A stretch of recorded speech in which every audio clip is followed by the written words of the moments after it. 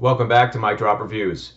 Over the last couple weeks, co-creator of Mortal Kombat and chief creative director of NetherrealmStudios, Ed Boon, has been posting cryptic tweets and dropping subtle hints at an announcement for a brand new Mortal Kombat game. On May 10th, there was a video posted of a clock counting, skipping the number 12 and jumping to the number 1.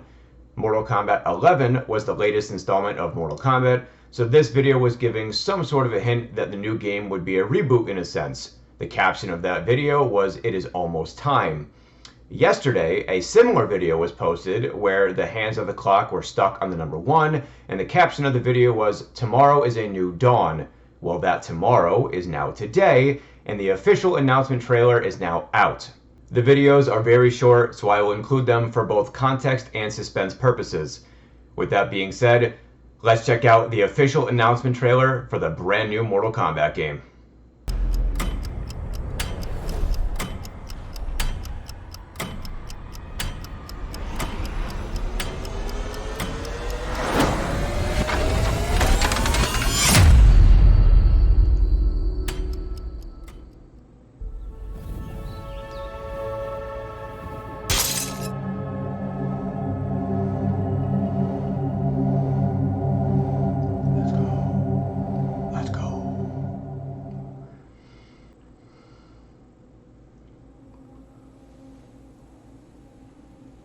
It is time.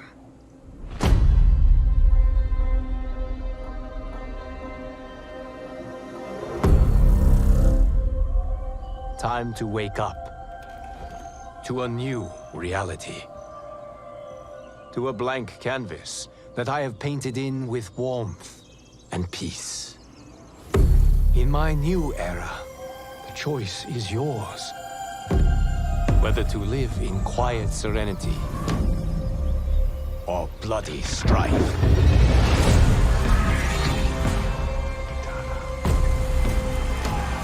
To dwell in joyous prosperity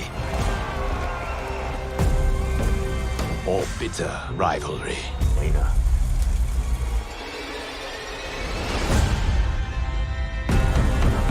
You can face each other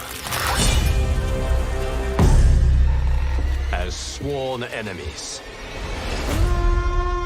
or united as brothers. But a storm is brewing, and soon you will discover that even in this new era, one constant remains.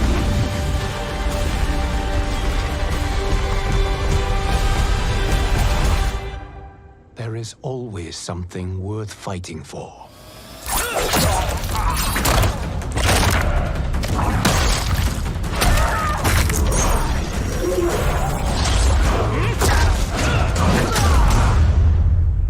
You're all dead. You have chosen to defy peace. Then you have chosen war with a god.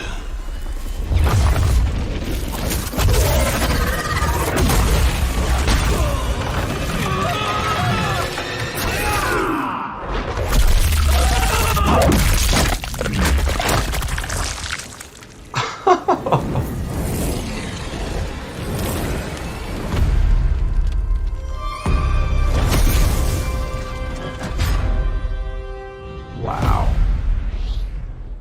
Holy shit.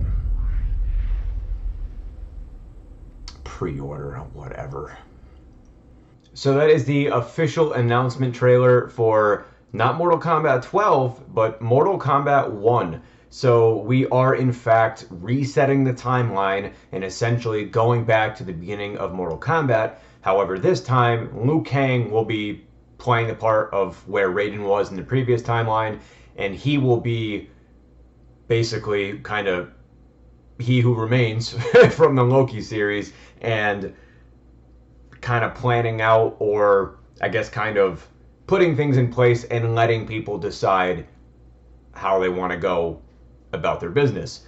I think that the trailer looks absolutely gorgeous. If the actual gameplay looks anything like that, that deserves a huge round of applause, because that trailer looked absolutely phenomenal.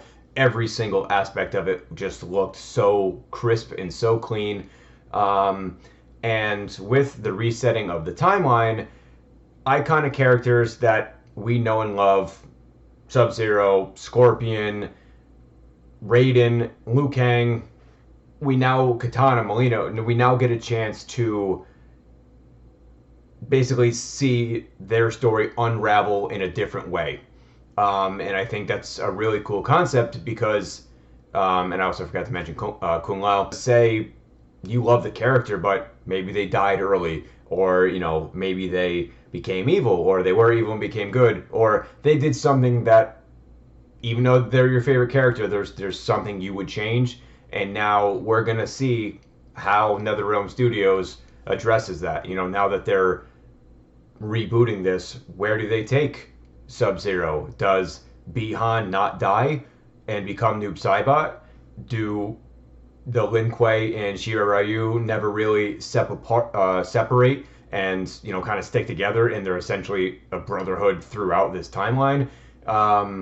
There's so many different options just because of the different relationships, like Katana and Molina, and Liu Kang and Kung Lao. And it's going to be really cool to just see what happens, and where these characters go, who dies early or who doesn't die, or who, if Liu Kang is not necessarily in this timeline, who then becomes a chosen one.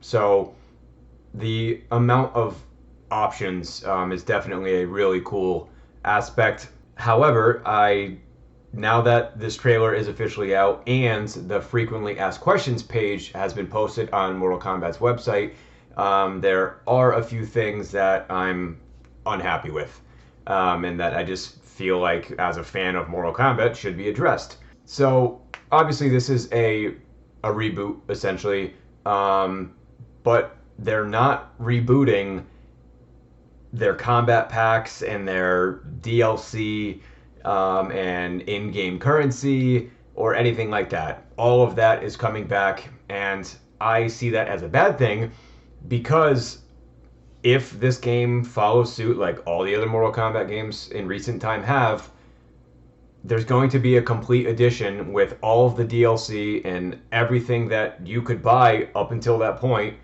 released at a discounted price. And I was actually one of the people who got screwed with that with Mortal Kombat X, because I bought one of the combat packs, and then they came out with Mortal Kombat XL, which was literally all the combat packs, all the skins at a discounted price. And I feel like 99% of Mortal Kombat fans didn't say a word. I don't understand that, because that's such a slap in the face. And I understand that you don't have to buy things that are available outside of the game. I get that. But if it's part of the Mortal Kombat universe, especially if it's going to be a character that's seen in the story, I mean, you're not forced to, but you obviously are like, well, I want to play as that character, I got to pay up a little money. And I hate that, because old Mortal Kombat games, Armageddon, Deception, Deadly Alliance, you never had to do that. But I think this started with Mortal Kombat 9, which in my opinion is the best Mortal Kombat game of all time. But I'm still not a fan, and I still don't think that these combat packs and stuff are the right thing, unless the combat packs are strictly characters that, do not play a part in the story. Then I kind of think that's acceptable. And kind of speaking of that, at the end of that trailer, they showed that Shang Tsung is a pre-order bonus. But he's clearly the main villain in this trailer. So I don't know if he's an exclusive pre-order bonus. And if he is, so what? I'm going to play through this whole story with him potentially being the main villain throughout, or a good portion of it. But then I can't play as him. Even if I beat the game, if I didn't pre-order the game, I can't play as Shang Tsung. That is so stupid, and that's absolutely ridiculous. And I hope I'm wrong about that. I hope that the pre-order is just you get to play him early, but if you beat the story, then you unlock Shang Tsung. A new feature to Mortal Kombat 1 is going to be cameo fighters. Cameo fighters, from the description, it's basically a unique set of characters separate from the main playable roster. These characters will not be playable. You will be able to choose them to assist you during the fight. So it sounds something similar to like Marvel vs. Capcom, where you can kind of have a character, come in and do a move. And I think that will be beneficial for competitive play, because it's going to change up, combos, and it's going to create so many options. And I believe the MK community complains that Mortal Kombat 11 didn't really have a lot of potential when it came to, true combos and stuff. And I think there's more negatives to this than a positive. It definitely changes kind of the landscape of Mortal Kombat, because I feel like that's not generally something I'm used to. But if they're going to be unplayable characters, for me, it seems just like kind of a cop-out, where you can include characters that fans have been, dying to have back in a game, like Ashra and Li Mei and Havoc and Rico. So, you can have them in as a cameo character, and you can have them, on your team as, can assist you, but you can't play as them. And I have a feeling that that is going to backfire in a bad way, especially if they include characters that people are diehard fans of, or characters that fans have been, really waiting for to come back. So I don't think that feature is gonna go well in the long run. So there will be 3 versions of the game: the standard edition, which will be $69.99, the premium edition, which will be $109.99, and then the collector's edition, which will be $250. I don't even have a next-gen console, so not really a concern to me at the moment, but I've seen the contents of what the premium edition is basically just going to be the combat pack, and then the $250 will include a 16-inch Liu Kang statue, the combat pack, some in-game currency, basically a better version of a steelbook, some artwork, but it doesn't. I don't see $250 of that. And I think them not making a steelbook for the premium edition is a big mistake, because a lot of games that I had bought in the past, I specifically purchased the premium edition because it came with the steelbook. Now the only way to get this collector's case is in the collector's edition, which is $250. And I just think it's more of a money grab, just like the in-game currency is going to be in the combat pack and stuff like that. So, but people are going to buy it, so oh well. The confirmed fighters so far for Mortal Kombat 1 are Kitana, Mileena, Fire God Liu Kang, Raiden, Kung Lao, Scorpion, Shang Tsung, Sub-Zero, and Johnny Cage. Sony has announced that their PlayStation Showcase will take place next week on May 24th, and Xbox's Showcase will take place on June 11th. Don't be surprised if we see something more from Mortal Kombat 1, whether it's from one of or both of these showcases. As I mentioned before, if you pre-order the game, you will get to play as Shang Tsung, and you will get access to the beta, which drops in August, but there is no specific date on when that drops in August.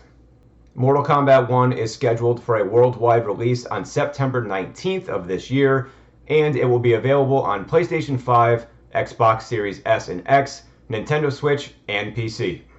So that was the official announcement trailer for Mortal Kombat 1. I'm excited to hear what you guys have to say on the trailer and on the details that have released so far. If you like this video, please don't forget to hit that like button and subscribe to the channel. This is MikeDropReviews. I'll see you guys next time.